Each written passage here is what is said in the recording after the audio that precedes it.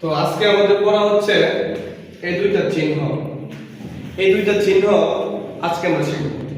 প্রথমে শিখব এই চিহ্ন দুইটার নাম।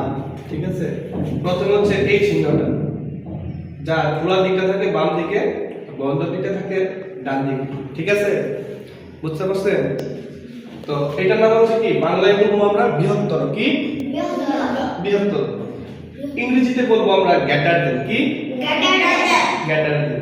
ঠিক আছে, আর এই চিহ্নটা ডান দিকে থাকবে খোলা দিকটা, ডান দিকে থাকবে কি খোলা দিকটা।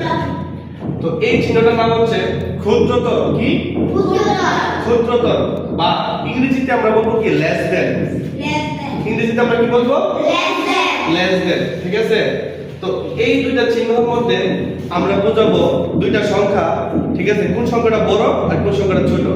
ঠিক আছে, যেই সংখ্যাটা বড় ওই সংখ্যার দিকে থাকবে আমাদের এই খোলা দিকটা।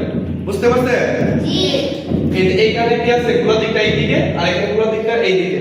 তো এটার ক্ষেত্রে আমরা কি বড় সংখ্যাটা এই দিকে বসাবো, আর এটার ক্ষেত্রে আমরা বড় সংখ্যাটা এদিকে বসাবো। মানে খোলা দিকের দিকে আমরা কি বসাবো? বড় সংখ্যাটা বসাবো।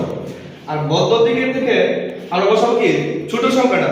যেরকম এখানে আছে কি 30 আর কি 27। ঠিক আছে, তো 30 বড় নাকি 27 বড়? 30 বড়, তাই তো? তো 30 বড় হলে আমাদের খোলা দিকটা কি থাকবে এই দিকে। তাহলে আমরা এখানে কি বসাবো? Greater than. বুঝছেন? Greater than. তো এখানে যদি আমি সংখ্যাটা উল্টা লিখি, যে এখানে যদি 27 লিখি আর এখানে যদি 30 লিখি, তো 30 টা হচ্ছে কি বড়। তো 30 এর দিকে কি থাকবে? খোলা দিকটা থাকবে। বুঝছেন? তো আমার চিহ্নটা কিভাবে লিখতে হবে?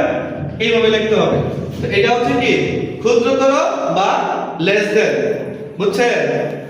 তো আমার দেখতে হবে সংখ্যাটা কোন দিকে আছে, তারপর আমার বসাতে হবে খোলা দিকটা যেই দিকে থাকবে, বড় সংখ্যাটা ওই দিকে থাকবে। বুঝছেন? এটার নাম হচ্ছে গ্রেটার দেন, এটার নাম হচ্ছে লেস দেন। বুঝতে পারছেন? ওকে।